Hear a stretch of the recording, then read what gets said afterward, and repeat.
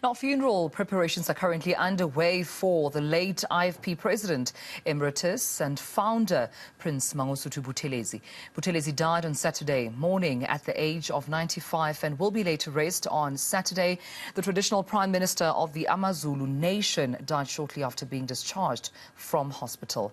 Now, for the latest, we are joined by eNCA's Manqoba Mchunu. And Manqoba, good morning to you, colleague. I mean, first we know that the funeral was meant for Friday and then moved to Saturday. But I mean, how are funeral and burial preparations currently going?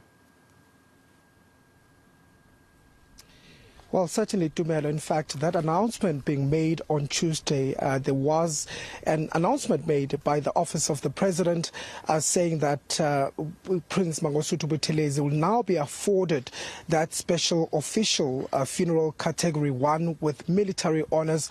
And this is afforded to people with credentials of incredible ability, if I may put it that way, Tumelo. And of course, following that announcement by the Office of the President, the family then also announcing that that funeral will now be moved to Saturday. They also had made an announcement as far as the mourners are concerned, saying that they will wish to plead with those that want to come and mourn with this family, not to come to the family homestead of Kwapindangene from Thursday, as they now prepare to observe some of the traditional and cultural rights that have to be afforded to Umntwana Kwapindangene since he was the chief of the Buthelezi clan. But not only that, the traditional prime minister of the nation of AmaZulu. And of course, we haven't seen quite a lot of activity, but there have been delegations that have been arriving here this morning. There are religious groups that are here. I'm just going to step out short just so that you can have a sense of some of the mourners that are here this morning. There are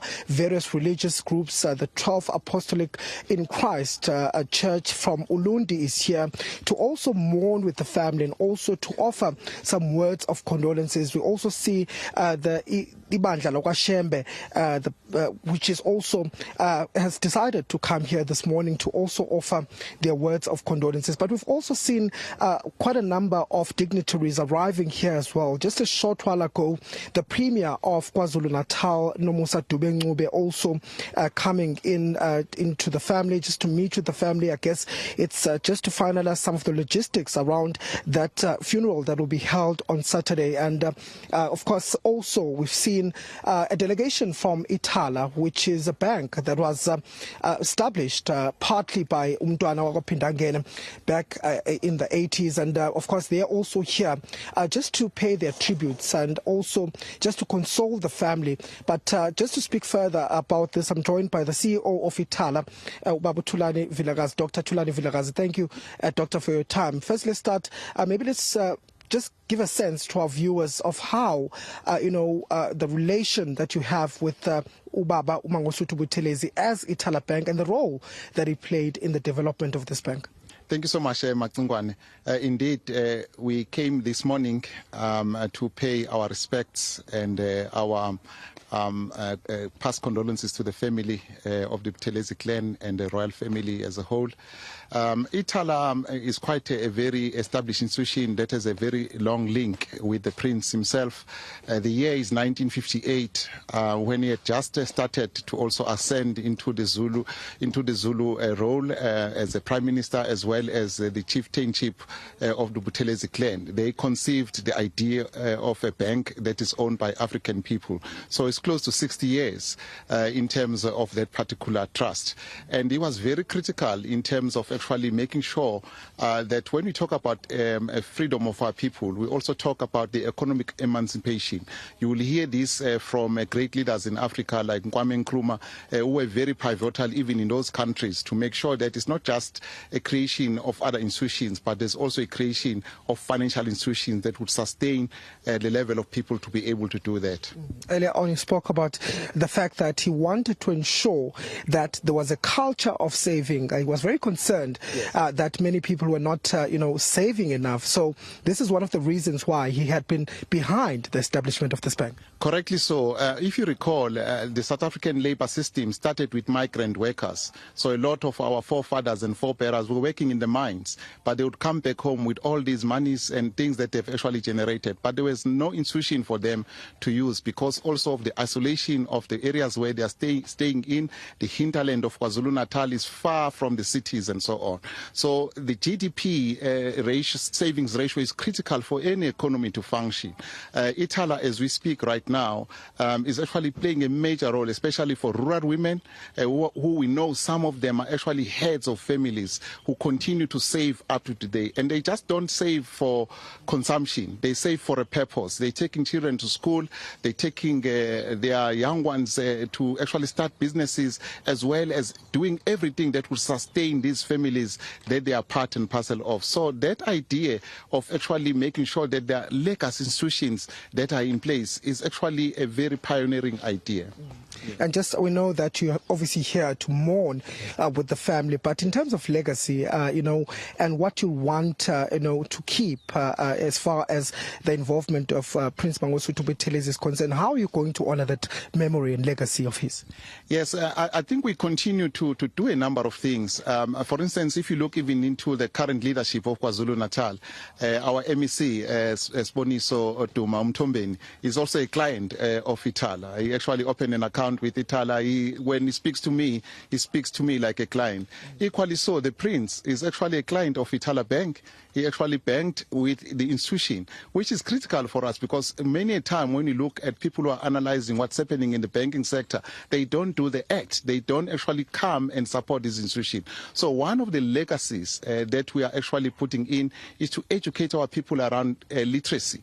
When you talk literacy, currently, for instance, we're talking to Izinduna, we're talking to Amakosi, who are outside of the banking stream. They still receive their funds, you won't believe it, in terms of actually being given them in cash. And now we're beginning to speak to them about how this is very important, that you don't have your cash in the house, but you are able to do this saving. So one of the legacies that is very critical is to continue to have financial literacy for our people, and make sure also that there are institutions, there's some considerations within our board and governance structures, that there's going to be certain institutions that we're going to unveil. Like we did in Durban recently, we unveiled a big branch in Durban. It's named after Anton Lembede. MEC Duma was there to open it. And there are other legacy institutions like this one in Ulundi, where we're actually going to motivate that maybe we rename the branch in Ulundi after him, as a part of our saying, well done and thank you for showing us the pathway. Okay, thank you very much, Dr. Vilakazi Mpepete. Siyabonga isikhathi sakho. Well, just one of the many delegations that are here to pay tribute to the late Prince Mangosuthu Buthelezi, and of course, as you can hear, quite a huge, role he played in the establishment of that particular bank to ensure that rural communities are also able to access banking. But also, what we're expecting today is that there is going to be a delegation from the police. We understand, in fact, the Police Minister Pegicele, as well as the National Commissioner Fani Masimule, were told they're also likely to come here today, as of course they prepare for that special official Category 1 funeral that will be held here on Saturday. We also understand that a delegation from the Kingdom of Eswatini is also likely to arrive here today to pay their tributes. We understand that the Buthelezi clan had initially sent, the Deputy President of the IFP, Inkosi Mzamo Buthelezi, to go and inform the King of Eswatini about the passing of Mntwana Wakapindangeni. You recall that there have been close ties between the KwaZulu nation as well as the nation of Eswatini. And you would have seen in the ascension as well of Umntwana, or the king, the sitting king, Misizulu Kazwelithini. They also had a crucial role to play in that particular, how it unfolded in the end. So we're expecting that delegation also to arrive here, and of course some others that are also expected, the tribe or the members of the Buthelezi clan. We've seen some of them also arriving here this morning just to come and cry uzobabaza with Umndeni Wakabuthelezi. Yeah, I mean, definitely, Manqoba, when we look at, the tributes that are pouring in, the different memorial services that try to align Prince Mangosuthu Buthelezi's, multifaceted, how multifaceted, rather, he was in terms of being a prince, a prime minister of the Zulu nation, being a political figure, being a founder of, the Mangosuthu University of Technology, Ithala Bank, amongst other things. You can definitely see why this